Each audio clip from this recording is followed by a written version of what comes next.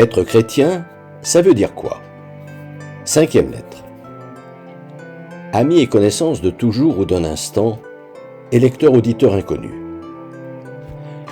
Alors que les évangiles sont mon seul sujet d'étude depuis environ 25 ans, lorsqu'en janvier, l'idée m'est venue d'expliquer, pour les nuls que nous sommes tous plus ou moins, ce qu'est le christianisme, ou du moins, ce que devrait être ce projet de bonheur, de salut, de paix pour l'humanité, je me suis curieusement trouvé bien embarrassé, et donc vu contraint de me pencher sur les évangiles avec un œil nouveau, ce qui m'a fait tomber sur un texte que je n'avais jamais remarqué, la manière particulière dont Jésus avait commencé sa mission.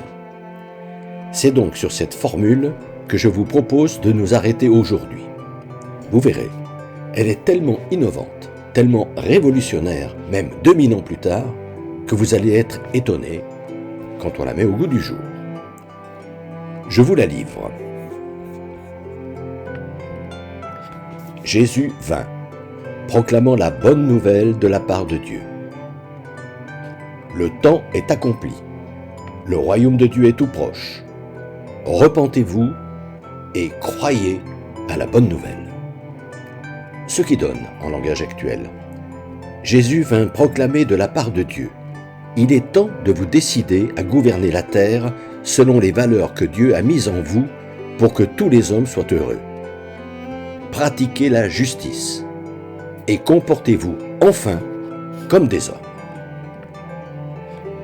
Dernière incitation qui veut dire, en revenant à la vraie signification du verbe croire, le temps est venu de vous employer à faire de cette terre le paradis que le Créateur du ciel et de la terre a projeté pour les hommes. Laissez s'approcher de vous le royaume de Dieu. Mais comme nous sommes plus ou moins tous des mécréants, et donc ne saisissons pas très bien encore ce que Jésus entend par là, nous lui demandons, en faisant quoi? En mettant au cœur de vos vies les valeurs d'amour et d'amitié dont le Créateur vous a doté à votre naissance pour remplir la mission qu'il a confiée à chacun de vous en le mettant sur terre. Signification qui coule de source lorsqu'on dispose des clés de lecture des évangiles. Aussi, ce sont d'abord ces clés, peu nombreuses, il n'y en a en fait que 3, et simples, comme vous le verrez, que je vous propose de vous livrer progressivement. Elles vous permettront d'ouvrir les portes des textes sacrés et de découvrir, entre autres, que les évangiles qui nous transmettent la bonne nouvelle ne sont pas réservés à une élite, mais qu'au contraire, de ce que vous seriez peut-être tenté de penser, non seulement tout le monde peut les comprendre, mais qu'ils sont en plus passionnants à lire, comme vous le constaterez. Voici la première clé. Un jour, des scribes demandent à Jésus de leur indiquer quel est, selon lui, le plus important de tous les commandements. Il parlait des 10 commandements de Moïse et non, j'imagine, des 613 préceptes qu'entre-temps ces 10 commandements étaient devenus. Jésus leur répond, « Il consiste à aimer Dieu, et ajoute aussitôt, ou son prochain, c'est pareil. » Mais ce qui est également remarquable, c'est que cette réponse, déjà révolutionnaire en son temps, puisqu'elle met l'amitié, l'amour, au même niveau que la croyance en Dieu, contient la définition de ce qu'est un homme.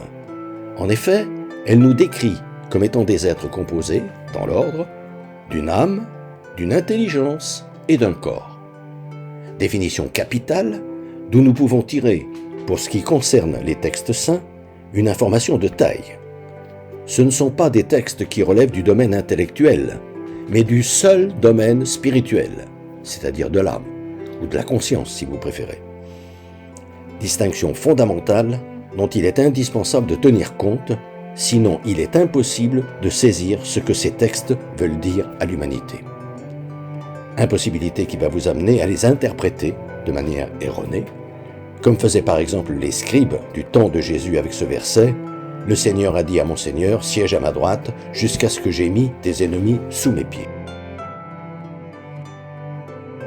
N'ayant en effet pas assimilé que ce qui relève du domaine spirituel n'a rien à voir avec ce qui relève de l'intelligence, il plaçait en premier cette intelligence, qui n'est que la deuxième caractéristique de ce qu'est un homme, et, ce faisant, il se fourvoyait complètement, enseignant par exemple, de façon incompréhensible, que le Christ, c'est-à-dire le Messie, le Sauveur que tout le monde attendait, était le fils de David, un roi qui avait dirigé la Palestine 1000 ans plus tôt. Alors que, s'il est clair pour vous que les domaines spirituels et intellectuels sont deux domaines différents, il vous est aisé de comprendre que ce texte intemporel veut dire, depuis Adam, ce premier parent symbolique homme et femme, quand Dieu, le Seigneur, a doté l'humanité d'une âme, ce qui par conséquent a fait de nous tous des fils de Dieu, des seigneurs, chacun de nous a un combat à livrer contre ses instincts, nos vrais ennemis. Pour nous épauler dans cette lutte, Dieu nous offre sa force. Si nous acceptons son aide, ce combat âpre, nous allons finir par le gagner, et alors nous serons définitivement sauvés et libres.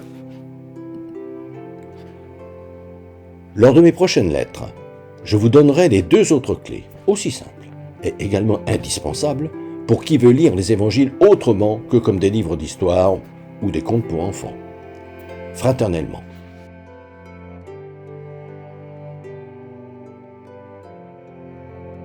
Depuis des années, environ une fois par mois, j'envoie une lettre d'information spirituelle à tout mon carnet d'adresses.